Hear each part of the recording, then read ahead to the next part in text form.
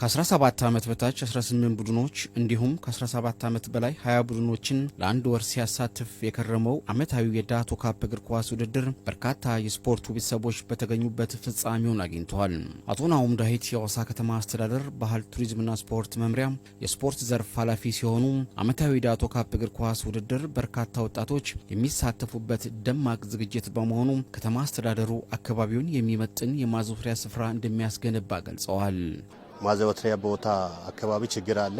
ይህንን ችግር ለመቅረፍ ከተማ አስተዳደሩ አሁን የመጡ ከንቲባችን ልዩ ትኩረት ሰጥተው እየሰሩ ነው የሚገኘው። ያው እንደሚታወቀው በከተማችን ከኮሪደር ልማት ጋር ተያይዞ በርካታ የስፖርት ማዘውተሪያ ቦታዎች እንደተሰሩ ይታወቃል።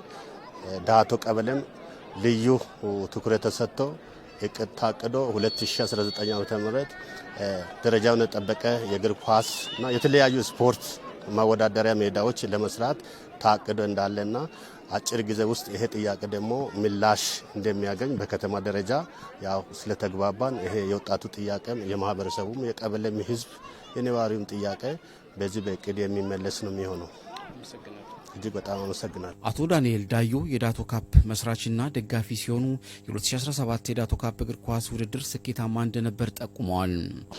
የዘንድሮ ፕሮግራም ከወትሮውም ለየት ያለ ነው። አጀማመሩ ለየት የሚያደርገው ዳቶ ካፕ አዲስ ቲም ይዞ ብቅ ብሏል። ደዩ ብሪሊያንስ አካዳሚ ይሄ ለየት ያደርገዋል ከወትሮው ደግሞ እጅግ በጣም ለየት ያለው ይህንን ፕሮግራም የመንግስት የስፖርት ዘርፍ አመራሮች በቦታው ተገኝተው የከፈቱት መሆኑ የዘንድሮ ለየት ያደርገዋል።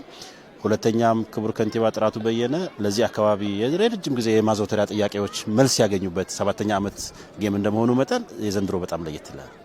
እኛ እንደ ፕላን የያዝነው ምንድነው? ምክንያቱም ያው በስፖርት የበለጸገ ወጣት ለአገር የሚያበረክተው በጎ ተጽዕኖ በጣም ወሳኝ ስለሆነ እስከ መጨረሻው ድረስ መግፋት ነው። አቶ ዳንኤል አክለው ውድድሩ ዘርፈ ብዙ ጠቀሜታዎች ያሉት በመሆኑ የሚመለከታቸው የመንግስትና የግል ተቋማት በጋራ እንዲሰሩ ጥሪ አቅርበዋል።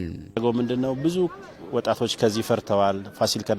ፋሲል ላይ የሚጫወቱ አሉ፣ ብዙ ልጆች አሉና ስለዚህ አቅም እየጠየቀ መጥቷል ጌሙ በየጊዜው።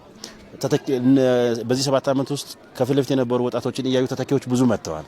ስለዚህ ምን ያስፈልጋል? ይሄ የስፖርት ሽፋኑ በጣም መስፋት ይፈልጋል። ለዚህ ደግሞ ብዙ አቅም ይፈልጋል እና በቀጣይ ከመንግስት የምንጠብቀው መንግስት በእርግጥ አሁን በዚህ መድረክ ላይ ቃል ገብቶልናል ምቹ ሜዳዎችን እንዲያመቻች እና ስፖንሰሮችና ድርጅቶችን በማፈላለግ ይህ ዳቶ ካፕ ለአገር የሚያበረክተው አስተዋጽኦ ከዚህ የተሻለ እንዲሆን በዚህ ረገድ መንግስት ድጋፍ እንዲያደርግ ጥሪ ያቀርባለሁ። በዚህ አጋጣሚ ወጣት ሚሊዮን ሽታ የዳቶ ካፕ እግር ኳስ ውድድር አስተባባሪ ሲሆን ውድድሩ ወጣቱ በብዙ መልኩ ያተረፈበት እንደሆነ ገልጿል።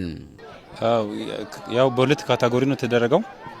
በመጀመሪያ ካቴጎሪ ኦቨር 17 ላይ የተሳተፉት 18 ቡድኖች ናቸው። ከአንደር 17 ደግሞ 20 ቡድን ተሳትፈዋል። በአጠቃላይ 1200 ተጫዋቾች ተወዳድረዋል። እዚህ ሜዳ ላይ ያው ዳኞችንም ሌላ ደግሞ አሰልጣኞችንም እነዚህ ሳይጠቀሱ ወደፊት ያው ያለንበት ኢንቫይሮንመንታሊ ሜዳው ደግሞ ትንሽ ይርቃል ከከተማው። ብዙ ህዝብ ደግሞ ይታደማል። ሜዳው ደግሞ በቀበሌውም በክፍለ ከተማው ማዕከል ላይ ቢሆን ብዙ እንግዳ ይታደማል። ያው ብዙ ተመልካቾችንም ደግሞ የመሳብ አቅም አለው።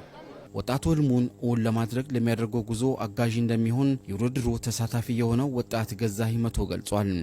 ያው ይሄ ውድድር እየተካሄደ ለሁላችንም እድል ይዞ ነው መጣ።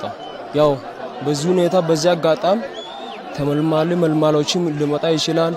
አንዳንዶቹ እየሄዱ ነው እየተናገሩ ከዚህ ቲም አሁን 2-3 ልጅ ተወስዷል እየተባሉ ነው። ያው ለሁሉም ለመልካምነት ጥሩ እድል ይዞ ነው የመጣልን። ከ17 ዓመት በታች ደሳለኝ ድንኳን የዋንጫ አሸናፊ ሲሆን ከ17 ዓመት በላይ ደግሞ ዳዩ ብሪሊያንስ አካዳሚ ሻምፒዮን ሆኗል።